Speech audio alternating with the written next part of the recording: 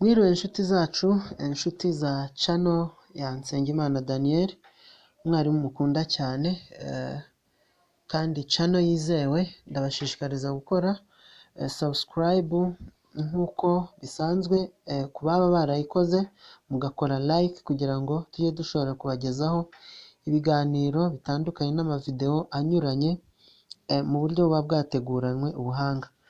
Hanyuma rero uyu munsi tugiye kureba ku nsanganyamatsiko yitwa gutega amatwi, ariko by'umwihariko turaza gusubiza iki kibazo nk'uko inshuti zacu zitandukanye zagiye zibitwandikira zidusaba kuzabakorera ubushakashatsi mu buryo bamenya gutega amatwi umuntu. Ese ni gute wamenya gutega amatwi umuntu uje akugana yakugiriye icyizere? Muri sosiyete yacu nk'uko tubizi, hari abantu batandukanye dukunda kugisha inama. Umuntu wamubona ukumva rwose ni umunyabitekerezo byiza kuri wowe, kandi ni umuco mwiza cyangwa se ni amahirwe akomeye cyane ku kuba wagira umuntu ukwizera akanakugisha inama. Rero uyu munsi tugiye kuganira ku bintu 7 ushobora gukora kugira ngo wizere neza yuko yaba umukunzi cyangwa se undi wese waje akugana wamuteze amatwi mu buryo bukwiriye. Twihuse rero, icya mbere ukwiriye gukora ni ukwitegereza mu maso y'uje akugana. Niba hari ukugannye akaba yagize icyifuzo cyo kukuganiriza, uburyo bwiza bwo kumutega amatwi ni ukumuhanga amaso. Uramureba rwose mu gihe cyose akuganiriza, ndetse utabikoze gutyo nta cyizere cy'uko mu by'ukuri ibyo yakubwiye byasigara mu mutwe wawe. Aha rero biragusaba ko umwitegereza mu maso rwose ukamuha akanya gahagije. Hanyuma nawe kandi usigara wizeye neza, nawe kandi nanone akagenda yizeye neza yuko uburyo wamwakiriyemo bwari bukwiriye. Icya kabiri, twihuse, ni uburyo wicaye. Uko wicaye burya nabyo biri mu bigaragaza icyizere gihagije cy'uwaje akugana agamije ko akuganiriza ndetse ngo umwumve cyangwa se umugire inama zitandukanye. Ni byiza kwicara imbere y'uje akugana agamije ko muganira. Wowe ubwawe bizagufasha kumuha umwanya wawe wose, nta kindi urangamiye kubera ko ari uwo nguwo. Mwicare imbere rero. Usanga kenshi na kenshi bitewe n'imiterere ya biro z'abantu cyangwa se salo, aho mu cyumba cy'uruganiriro mu ngo zacu, usanga intebe ziteye mu buryo butandukanye. Ugasanga se aho wicaye n'aho uwuje akugana ari iburyo bwawe cyangwa ibumoso bwawe. Oya, nimugerageze muhindure intebe ku buryo wicara umwitegereje mu maso. Hano uzamutega amatwi neza, wizere neza yuko ibyo akubwira nta jambo na rimwe riri bugucike. Hanyuma rero reka dukomeze ku cya gatatu, aricyo bita kwerekana ibimenyetso. Niba hari uwuje yakugiriye icyizere yumva ko rwose ari wowe ari buganirize ibye, kandi rwose ko nta wundi yamutega amatwi cyangwa se yaganira nawe kugira ngo aruhuke ku mutima.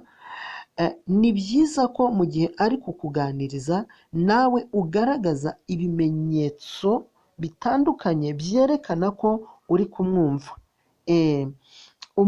Hari ibimenyetso bitandukanye umuntu agaragaza bikagaragariza icyizere cya wa wundi waje yifuza ko muganira. Wenda twihuse tukagera ku cya kane, ni uguherekeresha imvugo nziza zitanga icyizere, amagambo meza atanga icyizere kuri wa wundi waje akugana. Ushobora kuvuga uti nguteze amatwi, ngaho nganirira, cyangwa se ukamubwira uti nibyo disi, cyangwa hari n'ukuntu uvuga uti yego nuko rero, cyangwa se ukavuga uti ndakumva. Imvugo nk'izo ngizo, amagambo nk'ayo ngayo ugenda uherekeresha ikiganiro muri kugirana, bigaragariza uwaje yakugiriye icyizere, ashaka ko muganira, ashaka ko muruhuka cyangwa se aruhuka ku mutima, afite byinshi byari bimuriho rwose. Bigaragaza ko wamuteze amatwi kandi nawe agasubira iwe anogewe n'icyo nakita serivisi nziza wamuhaye. Ndetse twanavuga abanyuzwe cyane no kuba yari yaje agusanga. Hanyuma rero icya gatanu, inshuti bakunzi bacu, mbibutse ko ari ibintu, ibyo turi kuganira ari ibintu bitandukanye umuntu ashobora kwitoza kugira ngo abe umuhanga mu byo gutega amatwi umuntu uje umugana. Icya gatanu rero, nk'uko nari maze kubibabwira, ni ukubaza utubazo dutandukanye. Niba hari umuntu uje ukugana cyangwa se umukunzi, mu by'ukuri gerageza umubaze utubazo dutandukanye tuganisha cyane cyane ku nkuru amaze kukuganiriza. Icyo gihe bizatuma ashobora gutonda neza amagambo ndetse no kuvuga yisanzuye, yumva ko uwo ari kuganira nawe ari umuntu umuteze amatwi. Icya gatandatu kandi gikomeye cyane, ni ukwirinda guca mu ijambo uwaje yakugiriye icyizere ngo muganire. Niba rero hari umukunzi cyangwa se undi muntu waje aje akugana agamije ko muganira, wirinda na rimwe kumuca mu ijambo, wirinda kumuhakanira ku ngingo rimwe na rimwe utumvishe neza cyangwa se zitakunyuze, atavuze nk'uko wowe wumva yashakaga kubivuga. Ibyo urabyirinda cyane kugira ngo atavaho acika intege. Ni byiza ko umureka rwose akakubwira byose nk'uko yabiteguye cyangwa se yabitekereje. Hanyuma icya karindwi nacyo gikomeye cyane ukwiriye kumenya kugira ngo ube umuhanga mu byo gutega amatwi, ni ukugira ubushake bwo gukomeza kumutega amatwi.